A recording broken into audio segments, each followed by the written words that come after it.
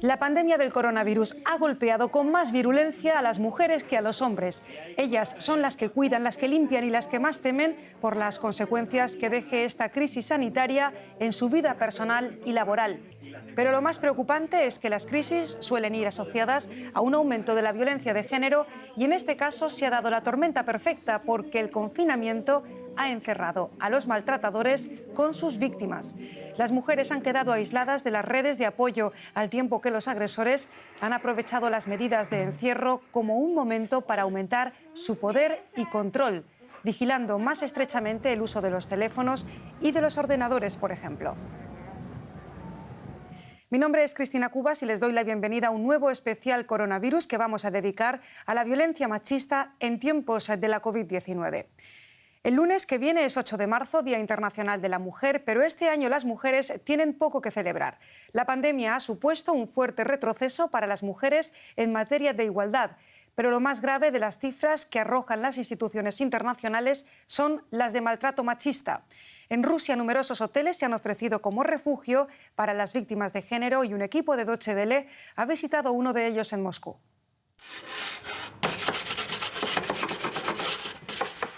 El confinamiento vigente en Rusia no le quita las ganas de trabajar a Valentina Konstantinova, que aprovecha para redecorar su hotel de Moscú. Y como no hay huéspedes, ha decidido alojar a víctimas de violencia doméstica. Un centro de acogida envía a su hotel a mujeres que se han quedado sin lugar a dónde ir.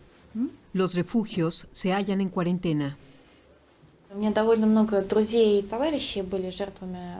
Tengo muchas amigas y conocidas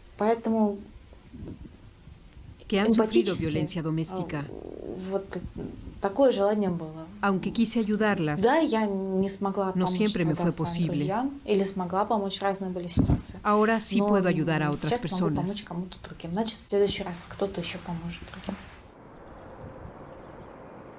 El hotel de Valentina se alza en el corazón del mercado Ismailovsky, un imán para los turistas por su arquitectura típicamente rusa.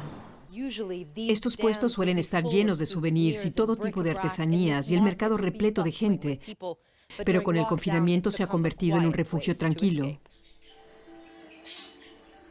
El hotel Skaska, cuento de hadas en ruso, se ha convertido en un puerto seguro para las víctimas de violencia doméstica, como la cantante Ineta Riekstinia, que llegó hace un mes. No era la primera vez que mi marido me pegaba, incluso antes de la cuarentena.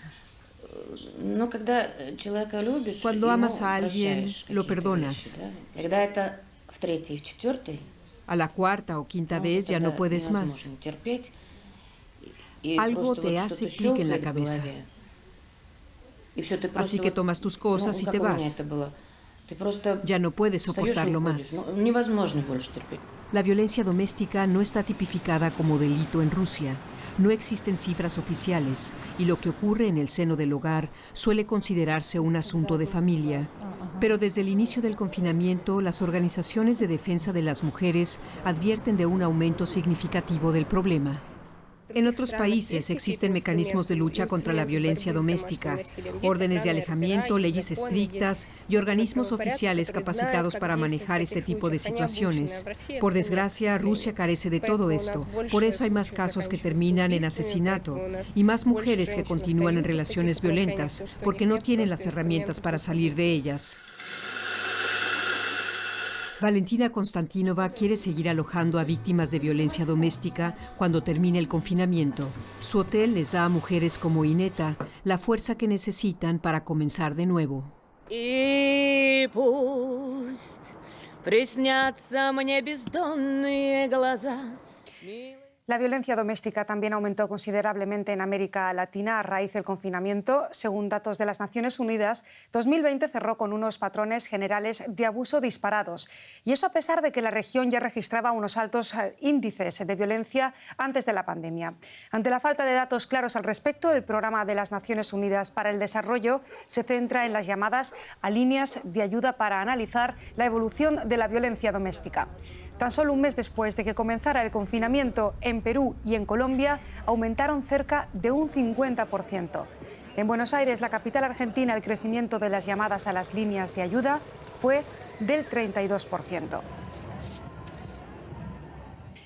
Maïssa Hubert es subdirectora de X, Justicia para las Mujeres, una organización feminista que contribuye al ejercicio de los derechos humanos de las mujeres en México. Señora Hubert, quiero preguntarle en primer lugar cuánto ha aumentado la violencia doméstica en su país desde el inicio de la crisis sanitaria.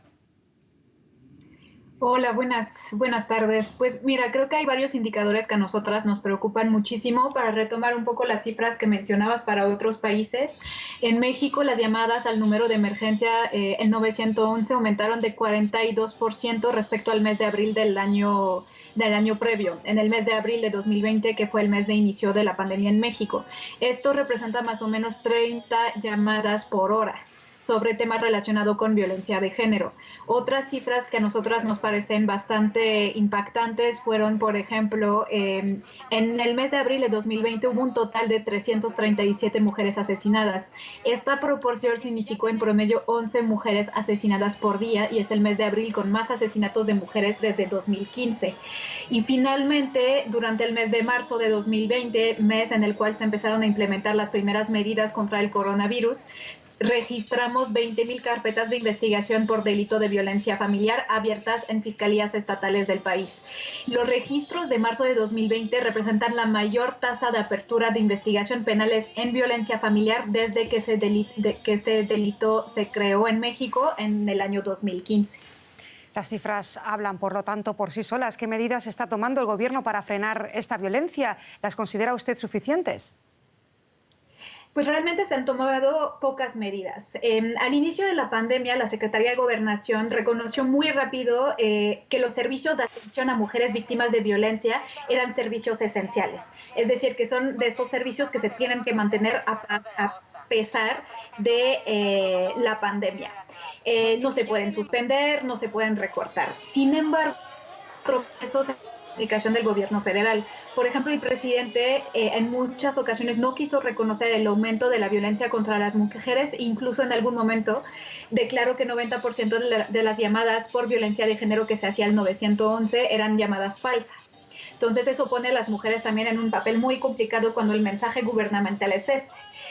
Por otra parte, inició en México, como en muchos otros países, una política de austeridad con recortes presupuestales muy abruptos.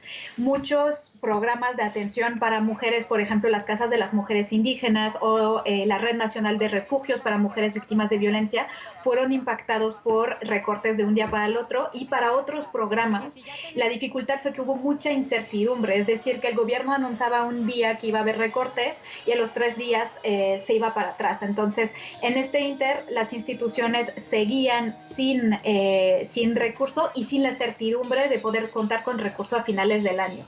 Y finalmente, creo que el otro tema es el tema de la justicia, del acceso a la justicia. Y ahí el principal problema fue que en lugar, sabiendo que la violencia de género estaba en aumento en todos los países por las medidas de confinamiento y que eso nos iba a pasar también, pues en lugar de pensar en acciones de prevención, lo que hicieron las instituciones de justicia es decir, bueno, voy a estar lista cuando me llegue un caso de feminicidio. Y justo es el tipo de mentalidad que necesitamos cambiar. Lo que no hicieron las instituciones era privilegiar la continuidad de servicios, por ejemplo, de juicios para divorcio, para pensiones alimenticias o para órdenes de protección.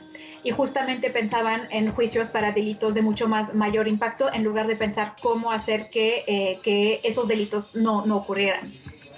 Maïssa Hubert es subdirectora de X, Justicia para las Mujeres, una organización feminista que contribuye al ejercicio de los derechos humanos, de las mujeres en México. Muchísimas gracias por esta entrevista. Gracias a ti. Con o sin violencia, el confinamiento está siendo difícil para las familias. Estar encerrados durante semanas y sin poder salir es una prueba de fuego para las relaciones interfamiliares, también para las parejas. Hola, yo soy Yamila Medes. Y yo, Tino Muse. Y este es nuestro podcast. Hoy hablamos del impacto de esta pandemia y el confinamiento de las parejas. Yamila y Tino llevan 10 años casados y tienen 3 hijos. En su podcast, que iniciaron durante el confinamiento, comparten información sobre su relación. Y también sobre sus problemas y sus conflictos, los que tienen todas las parejas. Creo que es muy duro para todos en este momento, muy duro, para las parejas y en casa. Ahora, más que nunca, dependemos de una buena comunicación como pareja y especialmente como padres para organizarnos, trabajar y salir de esto enteros. El confinamiento por el coronavirus es una presión para las parejas. Trabajo y escuela en casa, poco tiempo libre. Está bien pasar más tiempo juntos, pero vivir constantemente uno sobre el otro crea conflictos y puede agudizar problemas preexistentes. Cuando la relación parece encaminarse hacia una situación sin salida, el consejo de un profesional puede ser útil. Curiosamente, suponemos que las relaciones son algo que simplemente somos capaces de tener. Y si no podemos, decimos que la otra persona tiene la culpa o que no encajamos y nos separamos. Las relaciones no tienen que ser siempre fáciles. Creo que puede llegarse a una etapa en la que ambos alcancen una relación clara y ya no sea difícil hablar de temas complicados. Para algunas parejas, acudir a un terapeuta es un gran paso. Esta caja contiene primeros auxilios para la vida hogareña, tarjetas con preguntas sobre problemas de la relación hechas por un terapeuta profesional de parejas. En muchas parejas, la comunicación se interrumpe y eso conduce a más conflictos. Este método ofrece una solución divertida para recuperar el diálogo. Las parejas acuden a la terapia sintiéndose subestimadas o no reconocidas. Con frecuencia se pelean cada vez más con patrones recurrentes. Discuten sobre asuntos del día a día, el reparto de las tareas. Y ahora en la pandemia hay aburrimiento, faltan relaciones sexuales o simplemente hay nervios por estar soportándose encerrados en casa. La demanda ha crecido, aunque no es barato. Cada sesión cuesta entre 80 y 150 euros. También es posible la terapia por Internet. Discutir es sano, no lo olviden. Hasta aquí el especial de coronavirus. Muchísimas gracias por su atención y volvemos mañana. Hasta entonces.